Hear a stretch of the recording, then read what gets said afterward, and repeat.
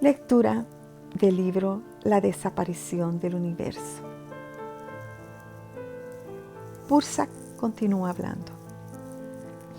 El primer servicio de mi evangelio es que permite al mundo ver por sí mismo que cuando el cristianismo se convirtió en el cristianismo, se iba pareciendo cada vez menos al J histórico, nuestro Mesías, maestro de sabiduría, y cada vez más a la figura apocalíptica fabricada por las novelas evangelio posteriores. El segundo servicio importante es el tono general de las enseñanzas mismas. J era de Oriente Medio, no de Mississippi. Su acercamiento era mucho más consciente y oriental que el tipo de dualismo de núcleo duro, alejándose rápido de la mente, característico de Occidente. Estas influencias occidentales fueron incorporadas posteriormente. El tercer servicio se encuentra en el significado de algunos de los proverbios mismos. Ya he comentado que no comprendimos completamente el mensaje de J en aquel tiempo, pero Tomás ofrece una representación más auténtica que los otros evangelios con respecto al tipo de cosas que diría J. Te voy a dar una especie de versión estándar revisada del mío para ayudarte a comprender parte de él. Por favor, observa que los dichos de Tomás no siguen ningún orden especial. Asimismo, solo elegiré citas que haya escuchado realmente pronunciar a J. Para los fines de esta conversación, solo elegiré algunas de ellas. No olvides que tenemos cosas más importantes de qué hablar. Esto solo es para ayudarte a prepararte. De los 114 dichos contenidos en Tomás, J dijo 70, o al menos algo razonablemente parecido. Los 44 restantes son espurios, una palabra que a la iglesia le gustaba emplear para describir todo el evangelio. Tras las últimas contribuciones de los eruditos, la iglesia no habla tan alto como solía. Gary: lo siento, pero me está quemando otra pregunta más que tengo que hacerte. Pursa: ten cuidado, muchacho. Si nos interrumpes demasiado, es posible que tengamos que recrear el infierno de Dante para ti. Gary: siempre he oído hablar de un hipotético y misterioso evangelio Q, que, según piensan los eruditos, fue usado como fuentes por los 3 evangelios llamados sinópticos: Mateo, Lucas y Marcos. Supuestamente los 3 fueron copiados de la misma fuente, y creo que usaste la palabra fuentes. ¿Es tu evangelio ese perdido documento Q?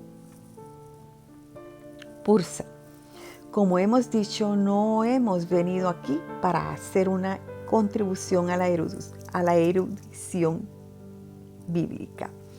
Y de todos modos, un erudito no haría caso de una fuente que no puede ser verificada.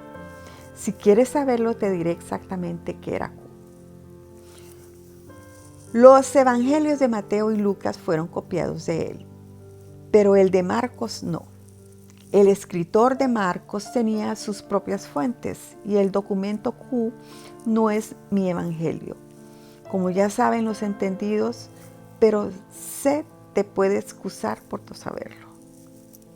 Gary: ¿qué era entonces?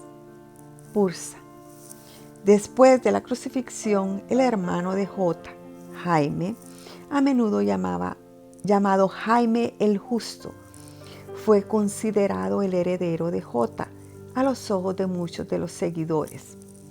Sabían cuánto le quería J, y Jaime era un hombre sincero y firme. No obstante, también era muy conservador. Conservador no es la palabra exacta que emplearías para describir a J, que era el radical de los radicales. no en temperamento, sino en sus enseñanzas.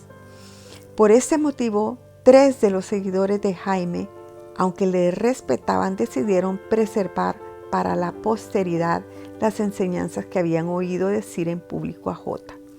No tenían mucha fe en que el grupo de Jaime o cualquier otro se adhiera a algunos de los sorprendentes principios que J había pronunciado, de modo que crearon un evangelio de dichos, titulado simplemente Palabras del Maestro. A lo largo de los 40 años siguientes, a medida que morían los copistas originales de las palabras, algunos dichos distorsionados de otros autores como Juan el Bautista, que algunos seguidores asumieron que J creía o que pensaban equivocadamente de él, que él había pronunciado, se abrieron camino hasta las palabras. Los escritores de 2 de los evangelios reconocidos posteriormente por la Iglesia usaron este documento, ahora referido como Q, a causa de una palabra alemana que significa fuente, para copiar dichos y poder combinarlos con sus historias. También copiaron de Marcos, cuyo escritor había usado un consenso de dichos. El Evangelio de Juan fue escrito posteriormente, cuando la división entre las sectas más nuevas y el judaísmo se había hecho más evidente.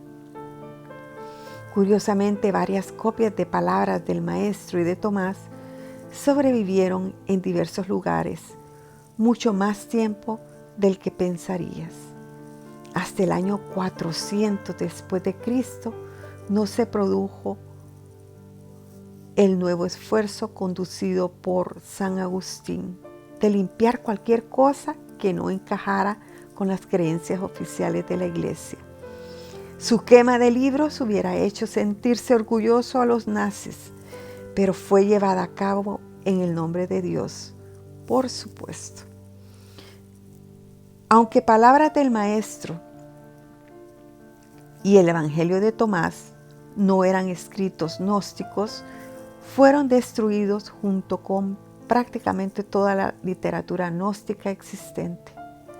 Después de todo, algunos de los dichos no sonaban muy eclesiales, de modo que debían ser heréticos. Si no hubiera sido por la colección de Nag Hammadi, descubierta cerca del río, junto a mi evangelio, el mundo no tendría mucho más en cuanto a visiones alternativas de J. Ahora sigamos adelante con Tomás. Comienza así.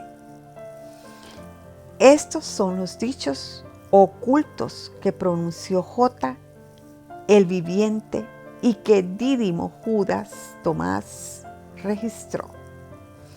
Y él dijo: quien descubra la interpretación de estos dichos no probará la muerte. Ahora usaré los números, aunque mi versión no tenía números. Y a este dicho le fue atribuido el número 1 posteriormente, porque la gente no tenía claro si lo había dicho yo o si lo había dicho J. Fui yo quien lo dijo y escribió, y supuestamente era parte de esta breve introducción, y no estaba etiquetado como un dicho de J. La palabra oculto significa simplemente que muchos de estos dichos fueron pronunciados por J, bien en privado o frente a un grupo muy reducido. No significa que él tuviera la intención de ocultar cosas. Uno no saboreará la muerte porque, como he señalado antes, J nos estaba mostrando el camino hacia la vida. Esto significa que lo que estábamos experimentando aquí en la tierra no era vida, aunque asumíamos que lo era. Él era el J viviente porque había alcanzado la verdadera iluminación, unidad con Dios. Viviente, en este caso, no hace referencia a que él estaba en un cuerpo, aunque parecía que lo estaba. Es una referencia a la resurrección de la mente, como hemos aludido antes. Y también hace referencia a otro dicho posterior de mi evangelio, del que no hablaré hasta una próxima visita. Además, la palabra viviente no tiene nada que ver con un cuerpo resucitado, aunque J se nos apareció después de la crucifixión. Ahora quiero brindarte una breve clarificación respecto a los nombres. Para empezar, el verdadero nombre de J no era Jesús. Su nombre hebreo era Joshua, aunque pocas veces le llamábamos así. Para nosotros era el maestro. No es que él quisiera ser llamado maestro o cualquier otra cosa en particular, sino que en aquel tiempo le admirábamos. La traducción de su nombre al griego y después al castellano debería haber sido Yeshua, no Jesús. En realidad no tiene importancia. ¿Qué es un nombre? ¿Cambiaría algo en Cristo si le llamáramos de otro modo? Gary: sí, en realidad no importa.